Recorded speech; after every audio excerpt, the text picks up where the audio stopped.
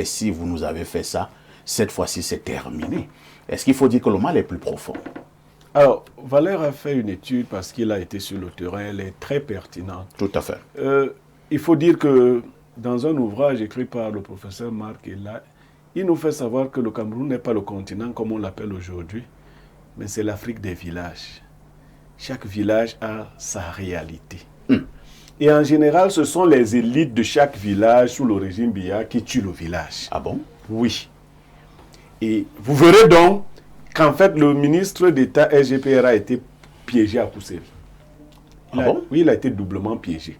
Il a été piégé par l'élite de Kousséri. D'abord, qui, sachant ce qu'elle fait souvent, ne voulait pas que le SGPR entre en contact avec les populations. Parce qu'il ne fait pas son agenda quand il arrive, lui. Il ne décide pas de tout lui-même. Mais il suffit qu'on lui dise que bon, voilà, c'est bon, on peut partir. Ben, c'est un homme d'État. Il va se comporter comme tel. Alors que les gens voulaient jouer leur propre jeu pour qu'ils ne rentrent pas en contact avec les populations. Le deuxième piège possible, Valère a indiqué les ministres qui sont de Kousséri, mais il a oublié un autre ministre qui est de Kousséri. Le ministre des Finances est aussi de Kousséri. Le ministre des Finances. Le ministre des Finances est de Kousséri. Son épouse. Oui. Disons que son épouse. Je dis que le ministre des Finances est de Kousséri. Allez aux finances actuellement, vous saurez s'il est de Kousséri ou s'il n'est pas de Kousséri. Vous voulez faire quel rapprochement? Ben attendez, nous n'ignorons pas les combats qui sont au sommet de l'État. Si Parfait Aïssi, on dit que Parfait Aïssi est Boulou, qui va dire qu'il n'est pas Boulou? Vous êtes aussi Boulou. Et si vous voulez piéger Valère Bessa lâcher les Boulous, vous saurez comment le piéger. On se comprend. Vous saurez comment le piéger. Blériot, qu'est-ce que vous voulez dire? Mais j'ai dit ce que je veux dire. Je veux dire que les populations ont cru voir la personne qui devait venir avec la solution au problème. Alors que ce n'était pas sa mission. On a donc retourné cela. Fort heureusement, je crois qu'il a su se rattraper. Parce que vous partez, vous êtes envoyé avec un cahier de charges. On vous dit, et vous savez comment le type d'en haut là aime son pouvoir, va faire telle chose.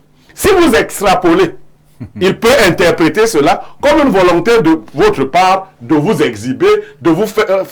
Et si c'est cette interprétation, vous voyez ce qui peut vous arriver. Vous vous en tenez donc au cahier de charge. Mais la réalité sur le terrain vous oblige à ne...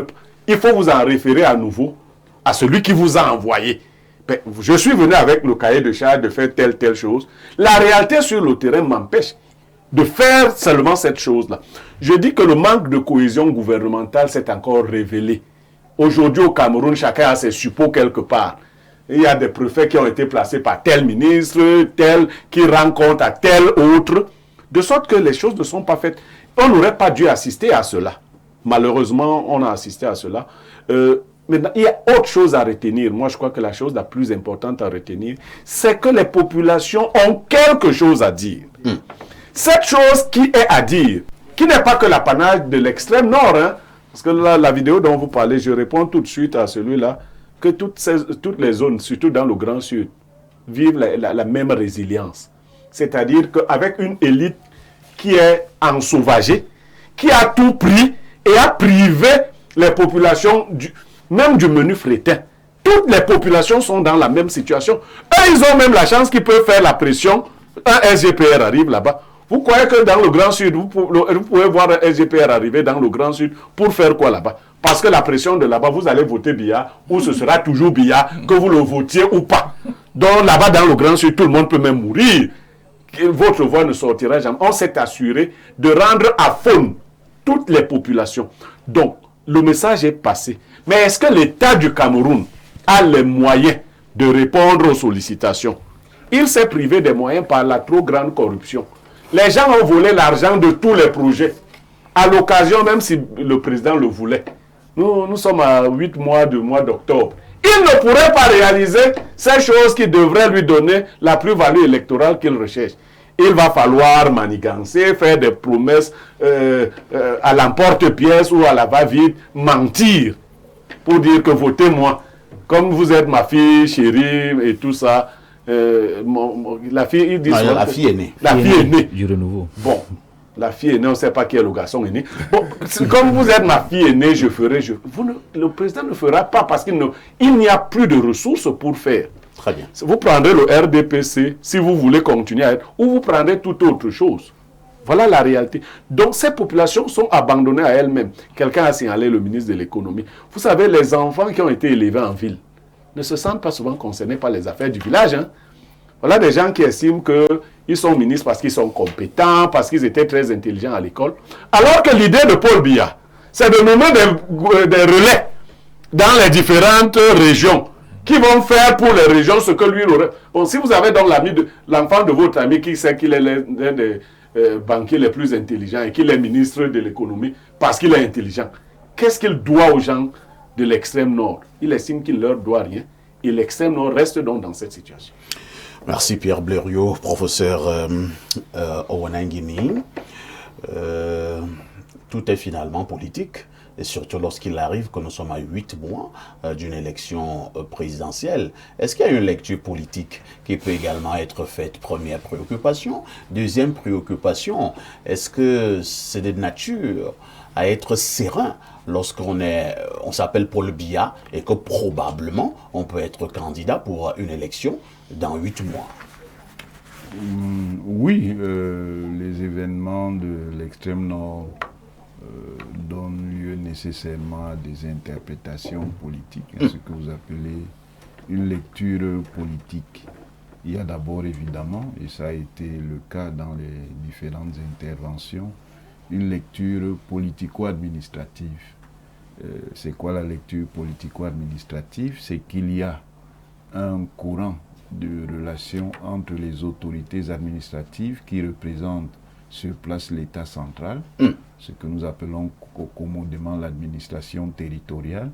Ces autorités-là interagissent aussi bien avec les représentants, soit les représentants de la nation, les députés, les sénateurs, soit les représentants des communes, les maires, les conseillers municipaux, soit les représentants au niveau des régions, ou alors les représentants associatifs et communautaires. Mais il y a toujours aussi la donnée d'une interaction directe avec les populations elles-mêmes. Et ce qui est révélé, c'est que les autorités ont besoin de renforcer tout ce qui est mécanisme de consultation et mécanisme de concertation avec les populations. La lecture maintenant politico-transactionnelle, c'est celle qui se situe dans ce qui vous intéressait, c'est-à-dire que nous sommes dans un cycle politique avec des échéances électorales importantes. Traditionnellement, ce qu'on appelle commodément le Grand Nord, et en particulier l'extrême Nord, est considéré comme un bassin privilégié pour le pouvoir. Tout à fait. Donc le pouvoir y tient, et c'est d'ailleurs, ça les gens ont tendance à l'oublier, l'un des sens de la mission du secrétaire général de la présidence de la République là-bas. Ça veut dire qu'il y a eu des soucis particuliers qui ont commandé sa venue en urgence. Le président l'a envoyé là-bas parce qu'il y avait des questions à régler en urgence. Mais au-delà de l'urgence, évidemment, il y a les préoccupations locales qui se sont donc invitées. Et c'est là dont la place de l'aléa politique dont je vous ai parlé, le SGPR a dû s'adapter. Et évidemment, comme le disait M. Niemek, vous venez avec un agenda, vous trouvez donc des éléments nouveaux. Avant d'agir, vous devez vous référer à l'autorité que vous envoyez pour dire, bon, je suis arrivé sur place, mais dans ce que je fais, je suis confronté à autre chose. Qu'est-ce que je fais? Donc, c'est ce qui est arrivé. Maintenant, il devait se référer à l'autorité. Bien sûr, mais l'autorité, c'est le président de la République. C'est le président de la République qui l'a envoyé là-bas. Il est l'émissaire du président de la République là-bas. Donc, si avez-vous quand même l'impression, au-delà de tout, avec tout ce que Blériot a relevé et certaines autres personnes sur ce plateau, qu'on a beau dire tout ce que nous voulons dire, mais Ferdinand Gongo aurait été piégé? Je ne pense pas qu'il ait été nécessairement piégé, et même s'il avait été piégé, ça n'a pas une grande incidence en réalité. Lui, dans l'affaire, il est essentiellement un messager. Il vient pour le compte de sa hiérarchie qu'il a envoyé sur le terrain pour s'enquérir d'une situation. Est-ce qu'un messager ne particulière. peut pas écouter donc justement les populations? Non, mais le problème, c'est qu'il faut d'abord Parce que savoir... tout est parti de là. Non, il faut savoir... Et voilà pourquoi cette il est population venu. et certains représentants Monsieur locaux Amissi. parlaient de condescendance, Non, non, pas parlaient du de tout. mépris. Non, non. Est-ce qu'il est d'abord venu pour les rencontrer?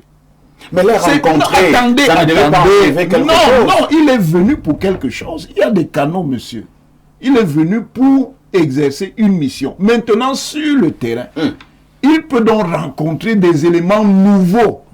Une fois qu'il est sur le terrain, il faut qu'il se réfère à l'autorité pour dire « Je suis arrivé, Est-ce que ça ne retrouve donc pas ce que Valère disait tout à l'heure? Sur le plan technique, cette affaire n'a pas été minutieusement arrangée. Ce n'est pas un problème de minutieusement arrangé. La politique a des aléas. C'est dans la nature de la politique d'avoir toujours des éléments imprévus. Maintenant, le sens politique, c'est de savoir s'adapter aux aléas. Ça veut dire, vous arrivez, vous avez une orientation, vous avez une programmation et vous rencontrez des choses que vous n'aviez pas prévues. Finalement, est-ce que le ministre d'État a finalement fléchi? Non, il n'a pas fléchi. Il n'a pas fléchi. Il n'a pas cédé. Cédé à quoi? Est-ce qu'il pouvait partir sans rencontrer ces populations? Il ne pouvait pas compte tenu de la situation. Ça veut dire qu'il a été contraint par les éléments nouveaux qu'il a trouvés, qui ont demandé qu'il s'adapte. Et il s'est adapté.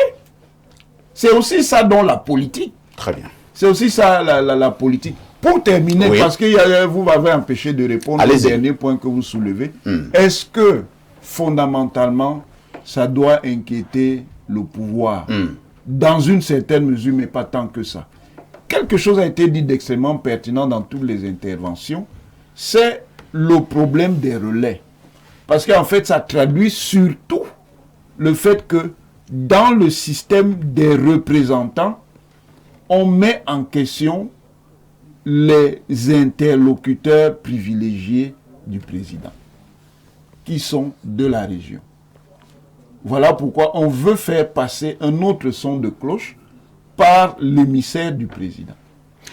Merci, professeur Owenangini, docteur Hilaire Kamgam. Nous en avons parlé sur ce plateau. Peut-être qu'il faut qu'on nous revoyions ce problème. Je vais être plus précis. Ces relais dont parle le professeur Owenangini, ces interlocuteurs, à un moment donné, est-ce qu'on ne devrait pas les revoir au niveau de toutes nos régions? Parce que de manière récurrente, les populations ne se reconnaissent plus en leurs élites. Malheureusement, qui parlent toujours en leur nom, en haut lieu. Écoutez, l'élite a pris le contrôle des populations à un certain moment, mais ce contrôle ne peut pas durer longtemps. Charles Ateba Yenepé à son âme, dans son ouvrage sur le Sud, sur le Sud, les paradoxes du pays organisateur. Relevait fort à propos les problèmes de cette élite. Tout à fait. Et la déconnexion de cette élite par rapport aux populations. C'est une réalité qui était décrite pour le Sud, mais qui était valable aussi pour la plupart des régions du Cameroun à la réalité. Ça peut durer un certain temps. C'est pour ça que j'ai été très flatté par l'analyse faite par le professeur Onangini tout de suite. Le seul biais, c'est que je pourrais dire que ça tiendrait totalement debout de mon point de vue, si on parlait encore de M. Biya il y a 20 ans, au pouvoir, il y a 20 ans. Parce que la réalité que j'ai du pouvoir de Yaoundé aujourd'hui est que c'est à partir de l'instant où il a renouvelé, comme c'est en 2019, sa délégation de signature, on le sait très bien, et qu'il n'y a plus malheureusement de véritable acte de gouvernance qui soit pris sans que ce soit sous hautes instructions, là où on attendait M. Biya parle lui-même en direct, ça veut dire, sauf pour moi et pour un certain nombre d'autres Camerounais, on sait aujourd'hui que la gouvernance directe du Cameroun est tenue par M. Biya, par M. Ngongo. Ah bon? Oui, bien sûr, puisque... C'est peut-être excessif. Ça peut être excessif, mais c'est la réalité qui nous rattrape aujourd'hui. C'est ça qui est en train de nous rattraper. Ce sont des fables. Oui, tout se joue aujourd'hui à travers les hautes instructions qu'il va utiliser lui-même pour prendre des décisions. Quand ce n'est pas les hautes instructions, il use du décret 2019 sur sa délégation de signature qui est permanente. Donc, pour une réalité comme celle-ci, je suis d'accord qu'il soit allé pour une mission. Et je crois que ça a été ce qui a été dit, la mission qui était à Kaélé, quelque chose comme ça. Et puis il s'est retrouvé à Koutséri.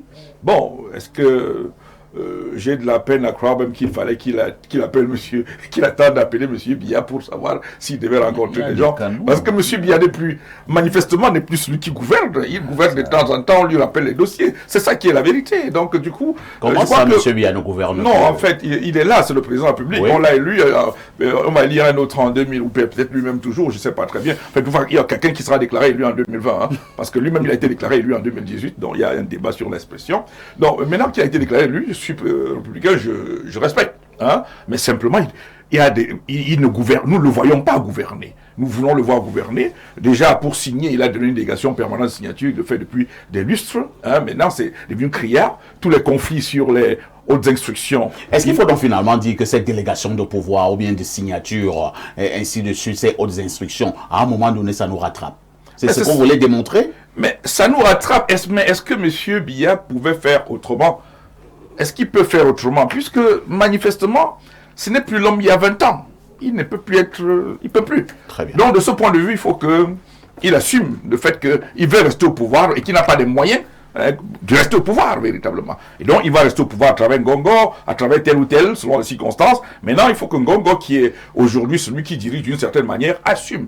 Et puis, moi, je pense que ce serait normal que, quand il arrive et que les populations ont besoin de lui, comme celui le vice-dieu, qu'il essaie d'assumer en tant que vice-dieu, qu'il les rencontre. Et puis, je suis content qu'il ait finalement... Mais si le vice-dieu n'est pas Dieu, je sais pas si... Dieu est jamais sa place de Dieu. C'est ça le problème. C'est ça le problème. Oui. Dieu peut t'enlever vice-dieu. Oui, Dieu peut t'enlever, mais en attendant, le Dieu... Non, il faut donc t'en référer à Dieu. Non, non, bon, ça...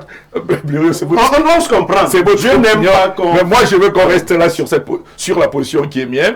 Monsieur Biya Paul a décidé d'envoyer, de déléguer des signatures et même des pouvoirs à un certain nombre de gens, hein, parce que manifestement il est un peu, voilà, il peut pas le faire de toute façon. Alors maintenant, M. Ngongo est arrivé sur le terrain, il a eu la jugeote finalement de comprendre qu'il était de son intérêt de rencontrer ces populations. Et il n'était pas simplement de son intérêt. Non, il était aussi... Il était de l'intérêt de M. Ngongo en tant qu'émissaire du président de la République. Là, c'est la position de s'adapter à la situation. Ta position, Mathias, voilà. Ta position est comprise. Parce qu'il faut connaître les mécanismes de fonctionnement de l'État. Oui, Mathias, ta position est comprise, mais en l'espèce, elle n'est pas la mienne. Donc la mienne, c'est que il n'avait pas... Parce que vous êtes dans la fable. Oui, peut-être, oui. D'un président les spectateurs vont juger. Ce que je suis en train de dire, que cette position-là, sur cet aspect, je ne suis pas d'accord avec toi. Tu es libre d'avoir ça, mais moi, je pense simplement... C'est simplement que M. Biya Paul n'avait pas à être consulté là-bas pour quelqu'un qui est venu en son nom pour le faire. Il y a une situation sur le terrain, il n'attend pas à appeler M. Biya Paul pour les autres, dès lors que M. Biya n'est pas celui qui gouverne en permanence et qui signe en permanence, puis il y a des gens qui signent à sa place. Il y a des autres solutions. Votre discours est contradictoire. Tantôt, M. Biya ne gouverne pas, tantôt c'est lui qui envoie celui qui est censé gouverner. Non, finalement, qui gouverne. Non, nous comprenons. On ne se comprend pas. Oui, on passe la parole à Yaya Bello. Yaya Bello, il y a une expression qui par moment a été utilisée par certains politiques, le bétail électoral. Et il se retrouve, selon certains, du côté du Grand Nord. Ces populations du Grand Nord disent justement qu'elles ne veulent plus servir de bétail électoral. C'est grave, n'est-ce pas? Je crois que le message a été très, très clair. Et si je suis le RDPC, si je suis M. Paul Biya, je devrais m'inquiéter. Ah bon? Eh oui, parce que le professeur Nangini pense que ce n'est pas aussi grave que non, cela. Non, c'est très grave. La vidéo que vous avez vue là, oui, à Koussiri, je crois que c'est une séance de travail de ce matin, si je ne me trompe pas, ou alors de hier. C'est hier soir. Hier soir, dans la nuit. On n'est pas en train de parler du parc de Mabelbet là. Ici, là, on est en train de parler des problèmes du septentrion en général. Voilà. Et on est où? On est chez la fille aînée du renouveau. Parce que tout se passe à l'extrême nord. C'est-à-dire là où on a dit, ben, ici c'est l'autre fille aînée, entre guillemets. C'est-à-dire, voilà, vous voyez, en 2018, quand M. Biya sort pour faire sa campagne électorale, il a fait une seule. Il est sorti, il est allé à Maroua, seulement. Chez sa fille aînée. Chez sa fille aînée. Il a fait un discours de 18 minutes. Il a fini sa campagne, il est retourné chez lui. Entre-temps, nous sommes déjà en fin de mandat. 7 ans. 7 ans, c'est 2 mandats aux États-Unis. 7 ans, c'est 2 mandats au Nigeria. Mais au Cameroun, on a fait 7 ans. on n'est jamais retourné. Il y a eu des inondations plusieurs fois dans le septentrion. Le président a envoyé justement des membres du gouvernement. Un membre du gouvernement allait distribuer des matelas, des sacs de riz, des seaux. Disons, aller porter secours. Pour des gens, pour des gens qui ont tout perdu. C'est-à-dire que vous êtes inondés, vous avez perdu vos champs, vos bétails, vos maisons. Vous perdez tout. Qu'est-ce qu'on vient faire? On vient vous donner des seaux, des matelas. Voilà la réponse. C'est-à-dire qu'on vous donne le pouvoir, on vous vote, n'est-ce pas? Quand nous sommes sinistrés, je ne parle même plus de questions de route. Parce qu'aujourd'hui, quand vous quittez de Maroa, de Ngaoundéré jusqu'à Garoua, c'est à peu près 260 km. Vous faites 10 heures de temps. Vous quittez de Mora jusqu'à Kousseri. Le préfet à côté de moi, il connaît ces réalités. Les routes sont foutues. On ne voit pas le pouvoir central. Mais c'est lui donc que les populations ont élu, c'est-à-dire le président de la République. Il ne vient jamais. On ne l'écoute pas. C'est ces ministres qui viennent pour parfois dire aux gens, il y avait quoi avant. Donc, vous voyez que ces populations sont fatiguées. Fatiguées. C'est-à-dire que quand vous voyez les élites, les maires, s'il vous plaît, ils sont tous du RDPC. Ceux qui se plaignaient hier, ce sont des gens du RDPC qui ont dit, monsieur le ministre, vous, monsieur le ministre d'État, vous prenez cet hélicoptère, vous partez, nous tous on démissionne. Fin de citation. Donc ici, comme je le disais au début de mes propos, si je suis du RDPC, si je suis Paul Biya, je dois m'inquiéter pour ma réélection. Parce que ceux qui vous ont toujours voté, parce que l'électorat du Nord, c'est à peu près 45 à 47%. C'est-à-dire que vous gagnez l'extrême Nord, en fait, le Grand Nord, vous avez besoin peut-être d'une ou deux provinces, régions au Grand Sud, et vous, le président de la République. Donc, on ne comprend pas que, avec toutes les difficultés que ces populations ont eues, les élites qui ne transmettent plus, comment dire, les aspirations des populations, ont quand même essayé de le faire. Mais maintenant, le pouvoir central qui a pris un engagement, je pense que quand on vient se présenter à une élection, on présente un projet de société, un programme, des promesses. Elle vous demande donc, ces populations, en fin de mandat, qu'est-ce que vous avez fait? Est-ce qu'on va donc continuer sur ces chemins?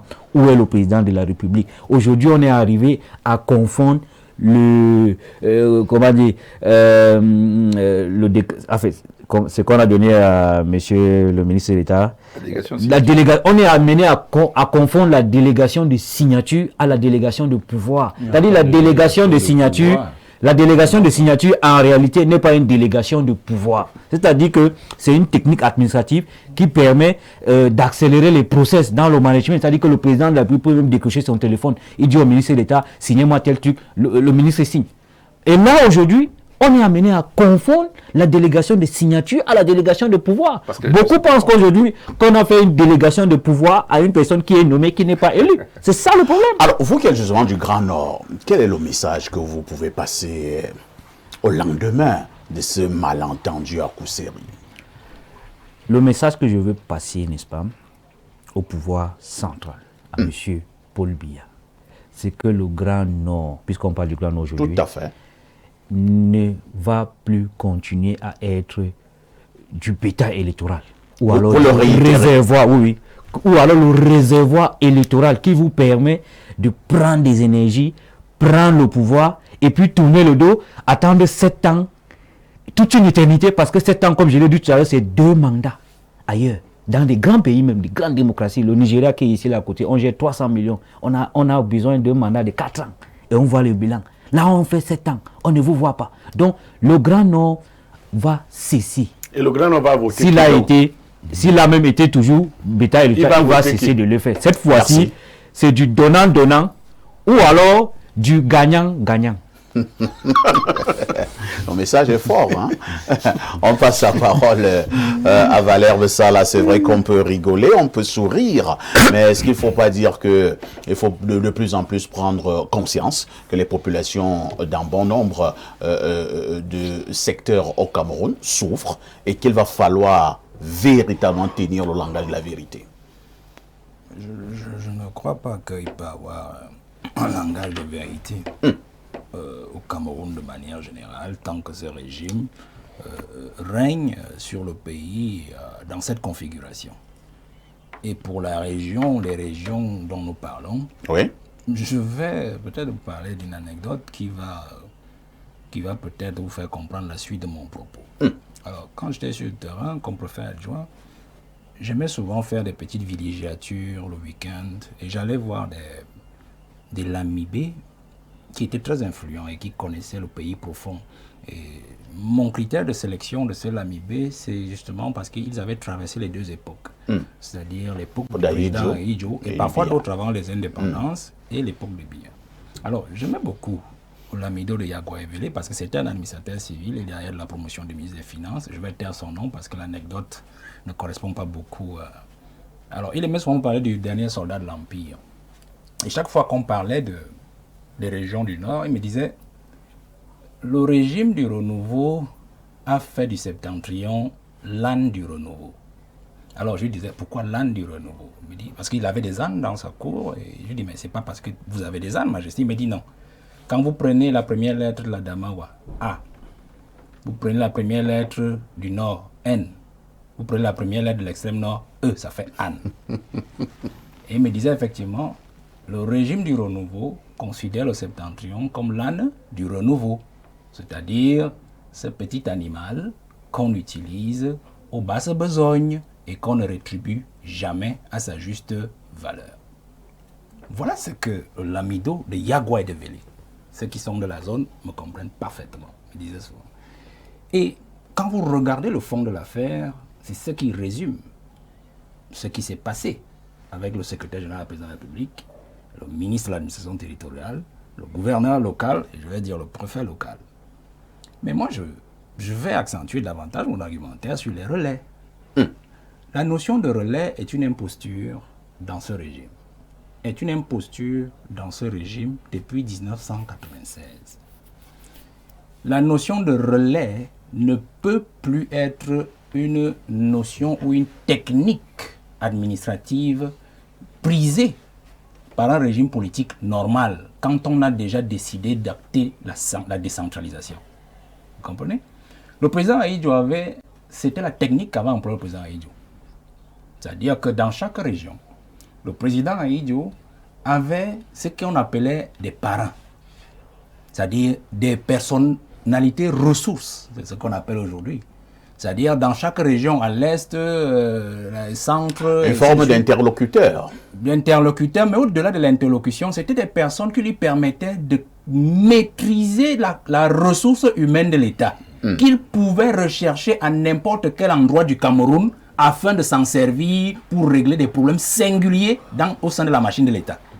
Donc Ahidjo n'avait pas besoin d'être au nord-ouest pour savoir qu'il y a tel là-bas que je peux nommer au prochain gouvernement ou comme directeur général pour régler un tel problème. Vous comprenez? Donc voilà comme cela qu'il jouait sur les jeux d'équilibre. Vous voyez? La technique des relais a été reprise par le président actuel, Paul Biya, depuis 1982. Mais ce qu'eux, ils n'ont pas compris avec ses conseillers, c'est qu'une fois qu'ils ont introduit la décentralisation de la Constitution de 1996, la notion de relais devait tomber.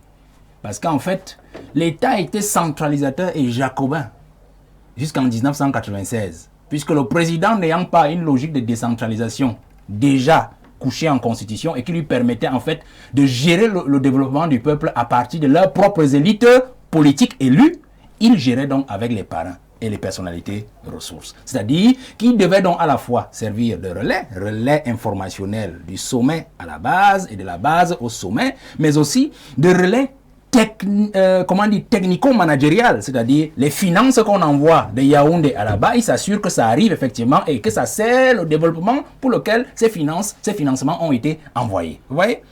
Dès que la décentralisation arrive en 1996, Biya devait laisser cette affaire de relais politique.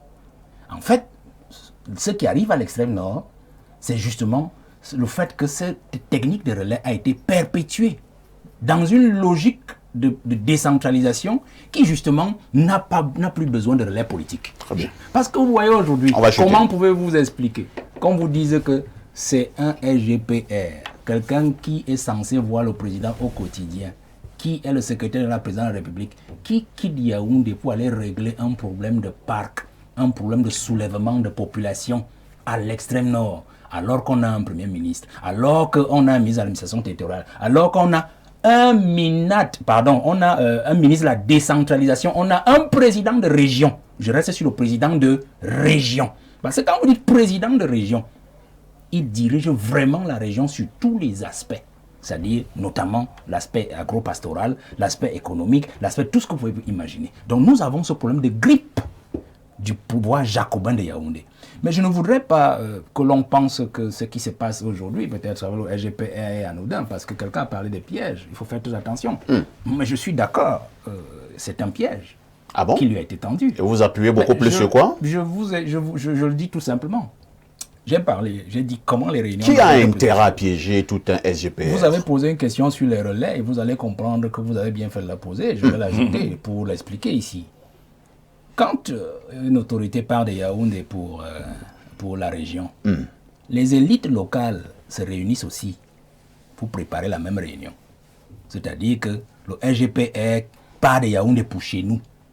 Ça veut dire que si le ministre de l'économie n'a pas le temps de se mobiliser, il appelle au moins tous ceux qui sont sur place là-bas et leur dit « Je ne veux pas de couac. Est-ce qu'il y a un problème? Est-ce qu'il y a une doléance? Donnez-la moi immédiatement. » Et puis il peut transmettre au RGPR qui, avant de quitter Yaoundé, sait déjà que Ousmane Mey, qui est le ministre, l'autorité la plus élevée, politique la plus élevée de la zone, m'a déjà dit que voilà ce qui se passe là-bas. Vous comprenez? Donc, c'est là le piège. Et en plus, vous avez souvent vu, parfois quand une autorité de Yaoundé, une autorité centrale qui est Yaoundé, faites très attention. Parfois, les élites locales, ministres de leur position, voyagent même avant pour aller se retrouver là-bas et l'accueillir. Bien sûr. Est-ce que vous avez vu Ousmane Mey là-bas?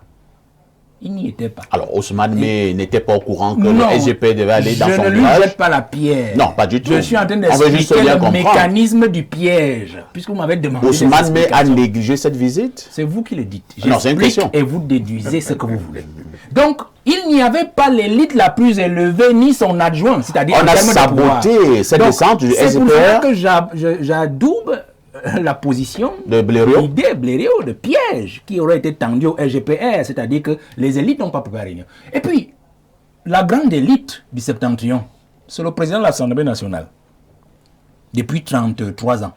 Depuis 33 ans, il est là-bas depuis 92. Ça veut dire que le président de l'Assemblée nationale devait réunir tous les ministres du coin, tous les députés, tous les sénateurs, et leur dire, voilà le RGPR, l'oreille du président arrive chez nous.